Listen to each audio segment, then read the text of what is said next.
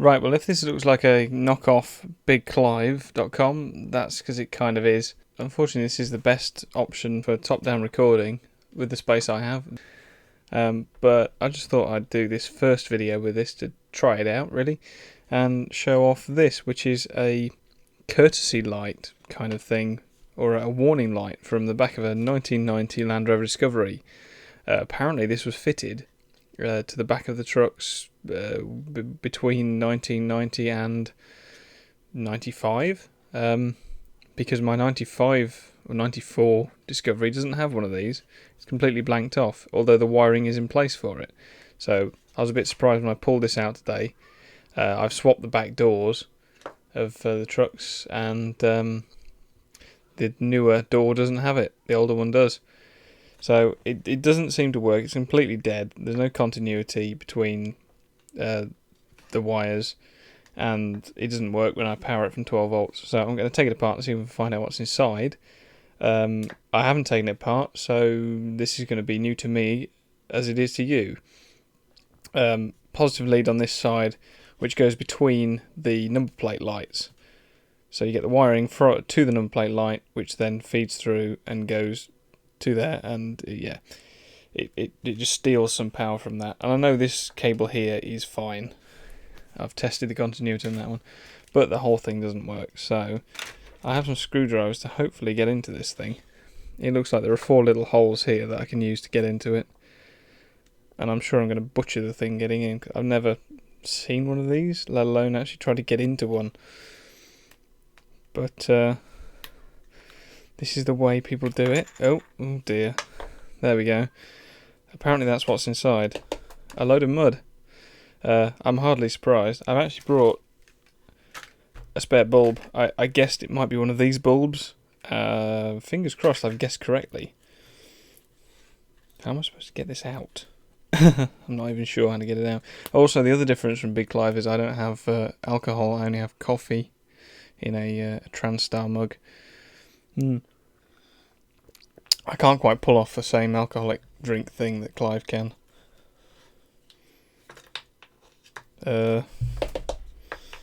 He usually uses brute force. I don't have any brute force with me at the moment, unfortunately. I just need to try and wiggle this bulb free. Can I get it from underneath and pop it out without damaging anything? Or launching it across the room?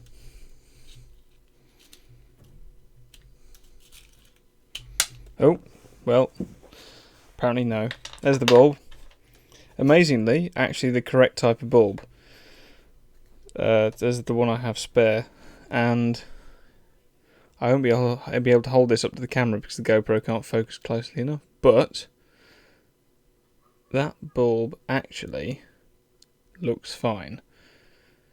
Unfortunately, looks fine.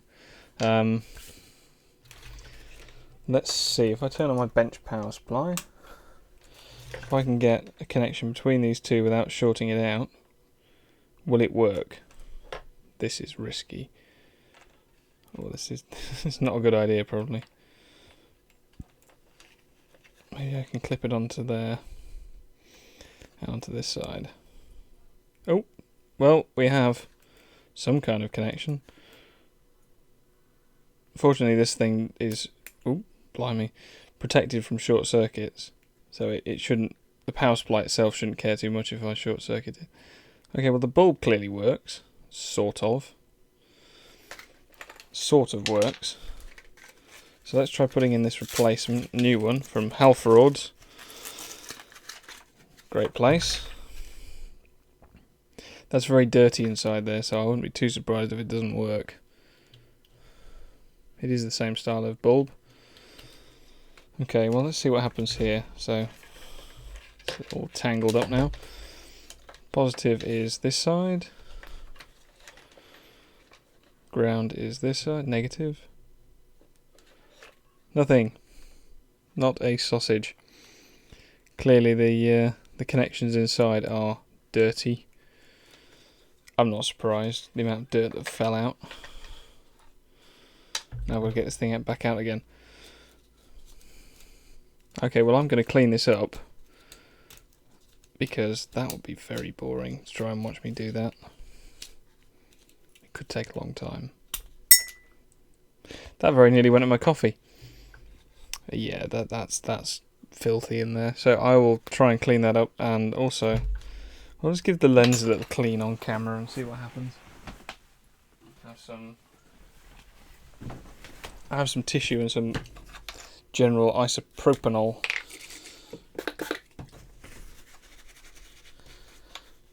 See what this actual lens should look like. Well, that's coming up quite clean. Yeah, this is from an off-roader, so this has probably been underwater at some point. Hence why it's full of crap. That comes up quite cleanly. Why not? I have a paintbrush here.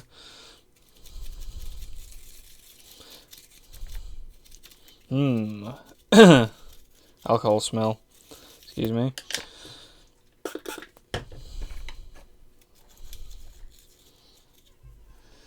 Hope you can see what I'm doing. More than I can.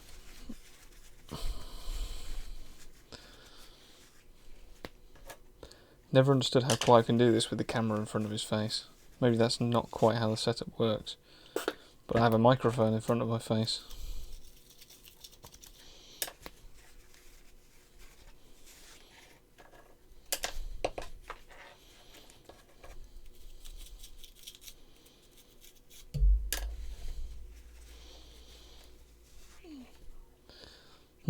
Well, that's bound to make no difference.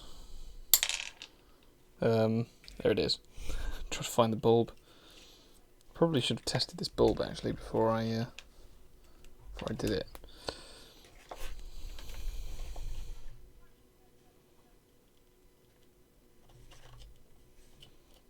Oh, we had a brief glow then.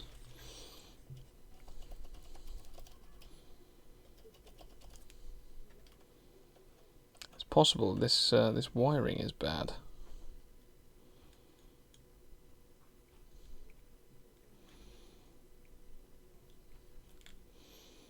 Oh, okay, well we have something.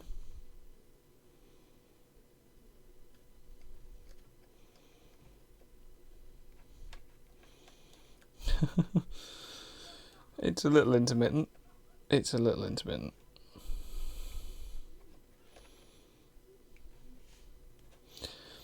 see what that looks like with the lens in place. Purely because I'm interested, and I don't think you want to sit there for hours. Let me put this back in and I'll resume. Well, apparently the reason it was flickering was it was a combination of dirty connections and inexperience from me. That's quite hot. Inexperience from me with the power supply.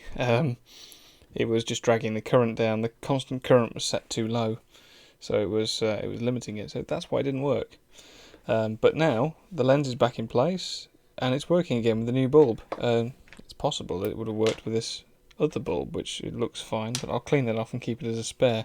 The connections are quite poor. But there we go. I'll go and put this in line when I finish off the door. I need to splice a couple of extra connectors in. Unsurprisingly, they made quite a few differences between 1990 and 1995 with the wiring on Discovery. They fitted a big subwoofer speaker on the back to start with, so extra wiring for that, and some other bits and pieces. Some of them had high-level brake lights, all kinds of extra things like that. So there were quite a few extra wires.